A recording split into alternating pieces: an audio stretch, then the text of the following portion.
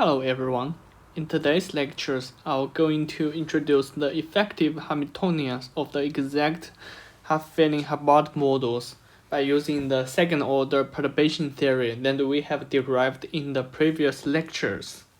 First of all, let's study the Hamiltonian of the Hubbard model. There are two parts of the Hamiltonians of the Hubbard model. The first part is the H0, which is the 0 and can be write into two terms. This term is the potential term. Potential term, it depends on which orbital that the electron occupied, and the second term is the column X.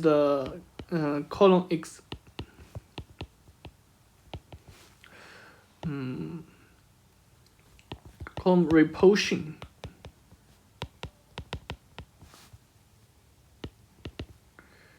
Sigma Ni sigma I bar.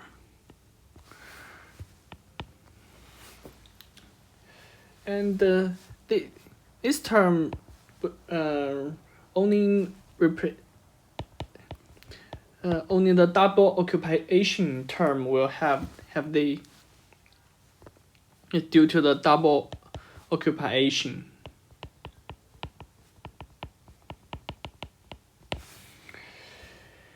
And the perturbation term is the H1, which is the hopping term.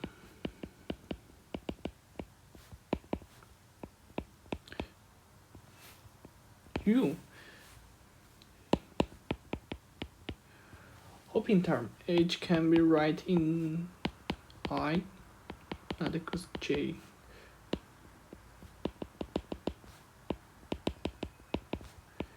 J sigma.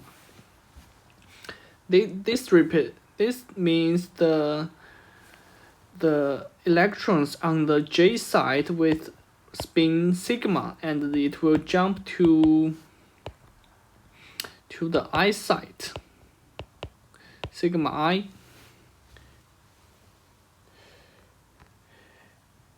Normally, we only consider the nearest neighbor hopping, but in today's lectures, we do not need these conditions. And first of all, let's introduce some notations. The entire space. The entire space is a n-particle lattice. N-particle, and we assume they are fermions.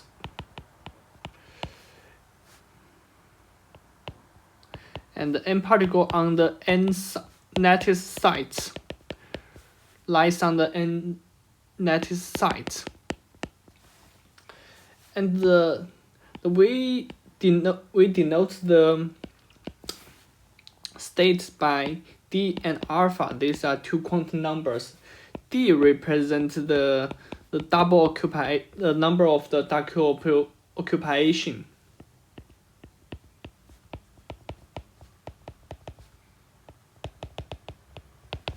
And alpha is the subindex, and H0 acts on the d alpha equals to nt0 plus ud d alpha. And we find that d alpha is the eigenstate of the H0.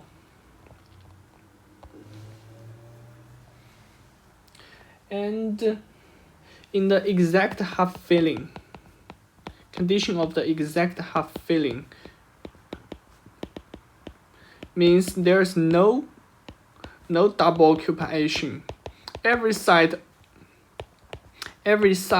has only one electrons.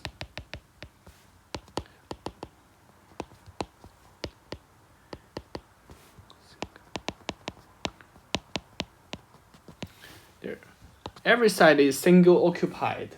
So we have the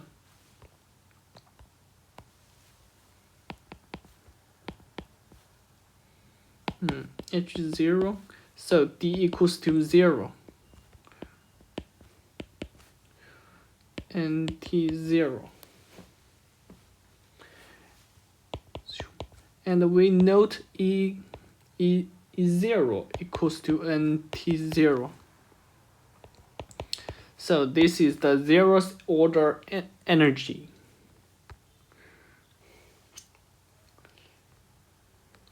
And we can find that this energy, the zeroth order energy is degenerated.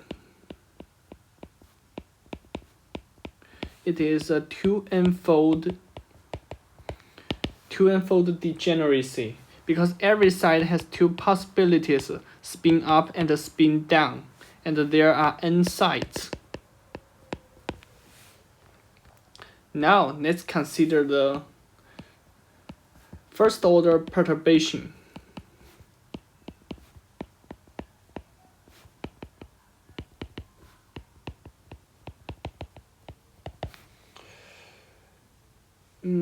In the first order perturbations, we may find use the formula E1 equals to n alpha H1 O alpha. But as we can observe that the H1 equals to sigma summation from the I sigma ij not equals j sigma ai sigma dagger aj sigma, and we observe these operators aj sigma act on the 0 alpha. We can find this equals to, this will eliminate the side on the j. So we use these two ij, assume j. This will eliminate the electrons on the j, and here we assume it spins down, and it can be jumped to site I, so this has to this one. So it creates a hole and a double occupation. So this is some kind of the 1 beta. And we find the 1 beta, and we know the 0 alpha and 1 beta. These two states are orthonormal, so they equals to, the inner product equals to 0. So we may find U1 or U1 equals to 0, and we want to find if H1 can eliminate the degeneracy. So we can want to solve the eigenvalue problems. Beta H1 0 alpha H1 equals to 1 delta alpha beta. From this analyzed, we knew all elements equals to 0. So the eigenvalues of the H1 equals to 0, and all eigenvalues equals to 0, so H1 does not eliminate the degeneracy.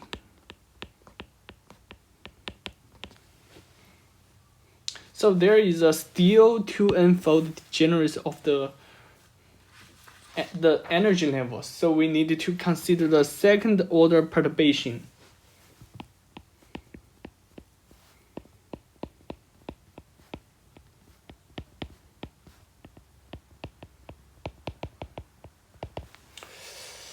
As we have derived in the previous lectures, we knew that in the second order perturbation theory, eigenvalue problems are in here.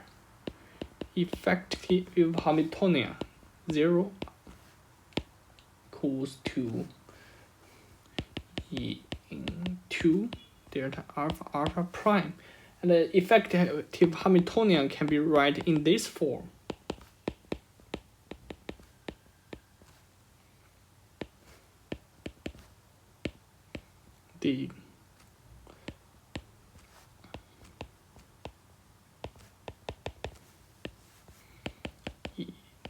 0 minus ED0.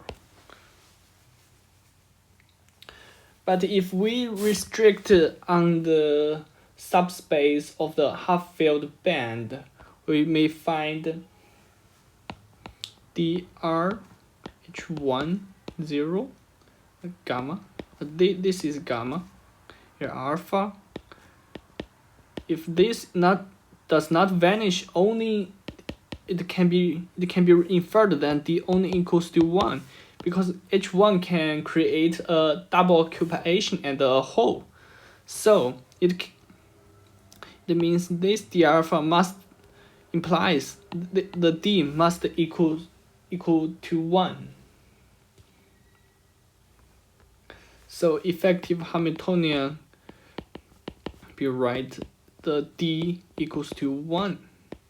So h1 1 gamma summation of the gamma 1 gamma h1 is 0 minus ed 0, and the ed0 equals to nt0 plus u. So the effective Hamiltonian equals to gamma minus 1 over u h1 so 1 gamma.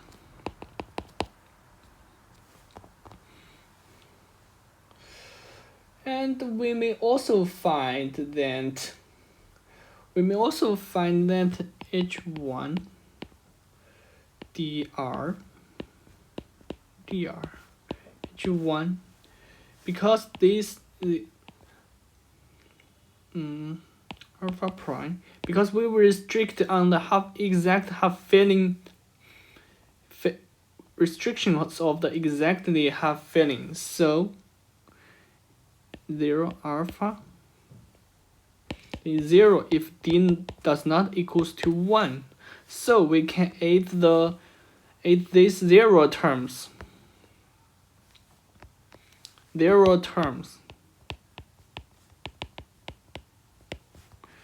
So dr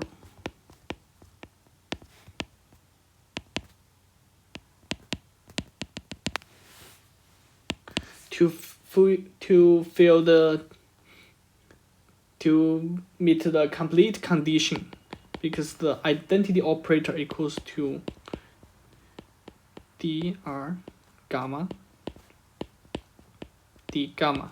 So this is the we can fill this into this term. So effective Hamiltonians equals to d gamma 1 over minus 1 over u summation h1 square. So we write into the more strictly, it can be written as the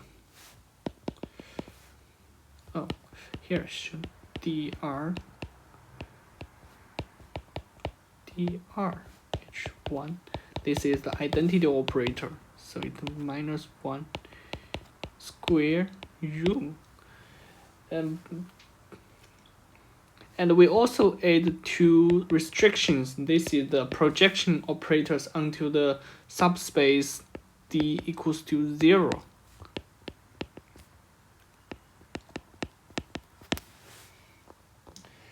And we just write this, find the expressions of the h1. This, we copy it here. h1 square equals to j sigma prime tij tmn ni sigma dagger n j sigma nm sigma prime dagger and an sigma prime. By the restrictions of the exactly half fillings, we only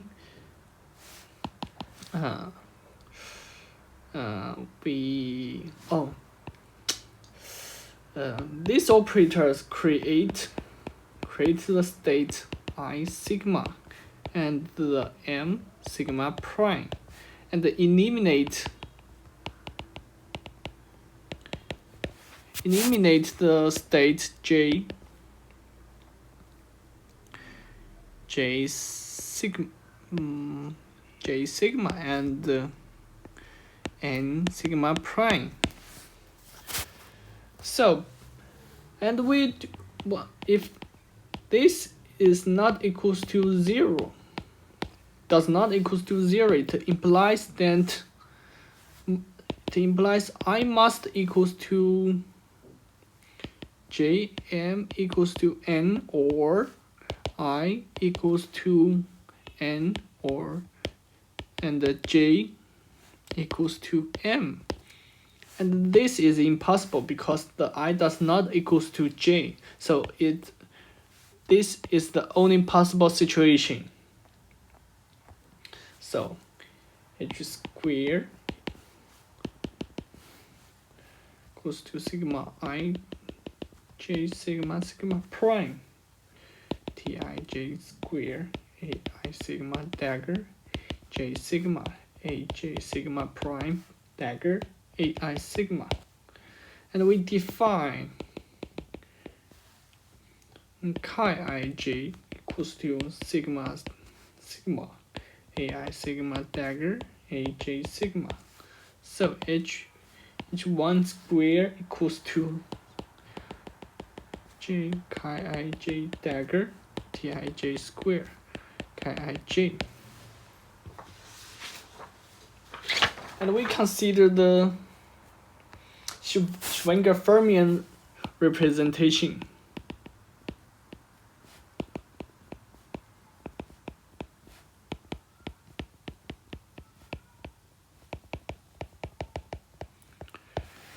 Schwinger-Fermion representation, we have SI. This is the Heisenberg operators.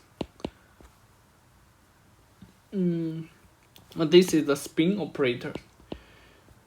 Tau prime f I ai tau. This is the polymetrics I prime, and we can find Si dot Sg equals to 1/2 minus chi ij.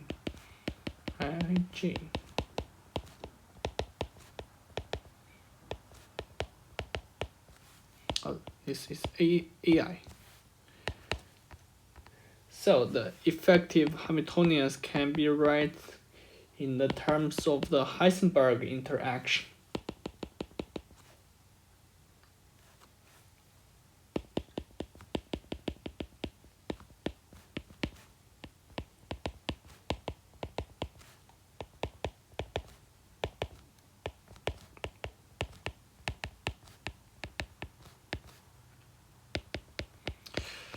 In the exactly half fillings, we all have the one particle occupation, so I equals to 1, P0 and I and J did it also equals to 1.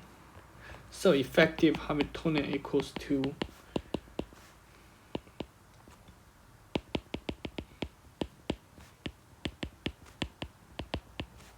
minus 1/2 P0. And this is the antiferrometric Heisenberg interaction. This is quite surprising that the Coulomb repulsion can cause the antiferrometric Heisenberg interactions. This is quite amazing.